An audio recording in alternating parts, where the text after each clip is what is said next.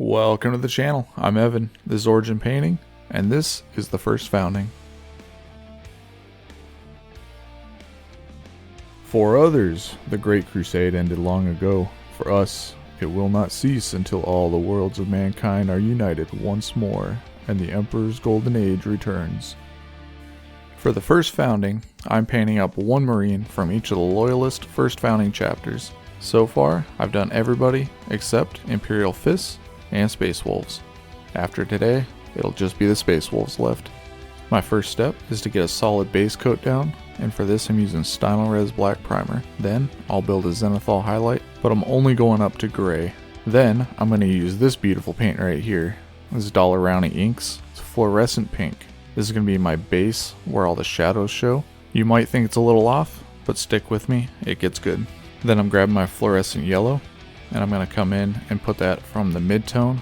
I'm also going to hit that pink, but it's not going to completely obscure it. These are translucent paints, and I want to build these colors on top of each other rather than obscuring what's already there. The color that I'm starting out with for all my grays and blacks is Dark Warm Gray from the Pro Acryl line. Then once I have that down, I'll mix in a little bit of my bold titanium white and start doing some highlights. These are going to look super chunky. I'm going to come in later on and wash over these, and that'll tone it back down quite a bit.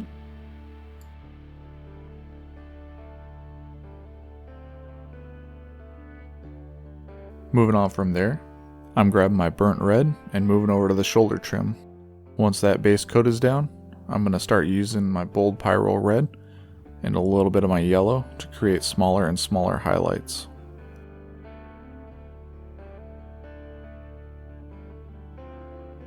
The chest eagle is going to get the exact same treatment. From there, we're grabbing silver and we're going to the backpack. It's going to go on the vents as well as on the weapon. You can see that part here.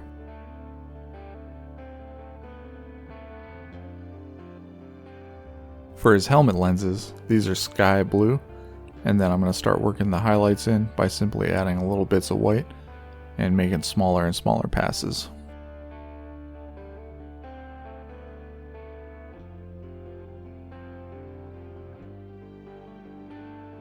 Once those are done, I'm going to give the rest of the gray areas the same workup as the weapon got.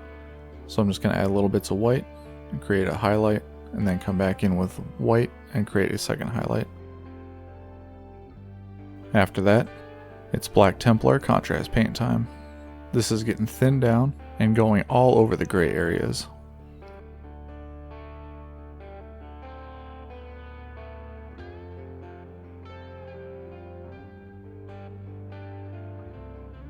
Then I'm going to come back in with pure Black Templar and just hit some of these recesses that I really want to stand out. Things like the face and the vents on the backpack. Now that that weapon is done, I'm going to come back in with white and work on the coils. I know I'm not going to wash this thing again, so that white is safe.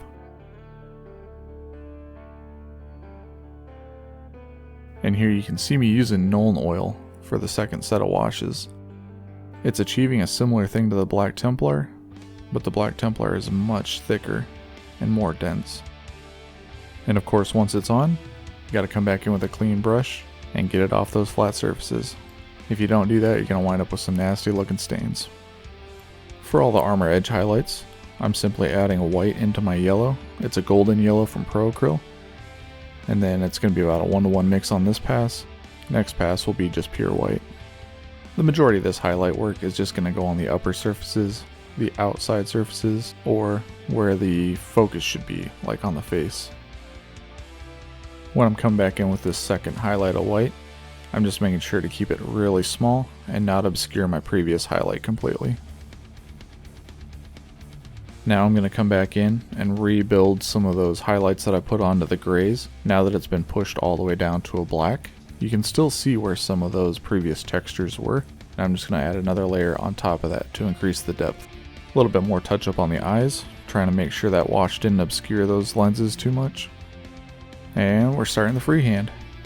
The easiest way to do this was to just start building up a white circle. This took me about 3 coats to get a nice solid, even surface. I then came in with coal black and did my edge highlight. I wanted a nice thick black so that I could do this in one pass and not worry about sketching that line and having rough edges. Then for the fist, I just decided to block in all the black areas and then come back in with white over top and paint those white areas back in so you can define the fingers and define the wrist. The only reason I decided to put white back over black here was that it was much easier to make the white lines than to correctly define the black shapes.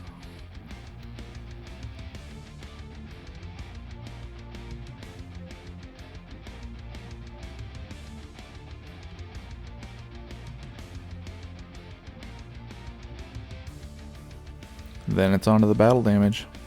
White lines with a thin black line, basically a shadow on the upper surface. I've gotten a lot of practice doing this, which is really good. It's something that I hadn't done a lot of, and I feel like I'm getting better at it. If you look at this versus the ones I did in my early versions of the Ultramarine, the Ultramarines damage, they had quite a bit thicker lines. And once that battle damage is done, I'm going to come back over to my airbrush one more time and put some thinned down Dollar Rounding blue ink through here just to get this nice plasma glow. After that, I'm going to use my white. This is just to build back up the center glow.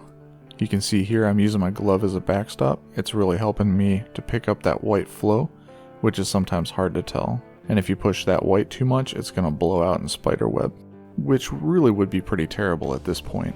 And with that, this guy is done. Imperial Fists in the book. I really like this yellow recipe. I used it on the orcs prior to this, and I don't know, I'm a big fan. If I had a reason to go away from Blood Angels, Imperial Fists would definitely be up there. Not because I know anything about them as a chapter, but because that yellow is really fun. This is usually the part where I talk about the Wheel of Random and we go spin it, but I've only got one chapter left. Space Wolves are coming up next, and hopefully I'll have that out in the next couple days. Make sure you hit that subscribe button so you see that one come out, as well as the upcoming diorama build where all these guys are going to come together, get to hang out, be reunited. It's going to look really nice. I do appreciate you guys watching. I hope you've enjoyed it. Thanks for letting me hang out with you, be part of your day. If you have any questions or comments, go ahead and put them down below. And as always, I will see you guys in the next one.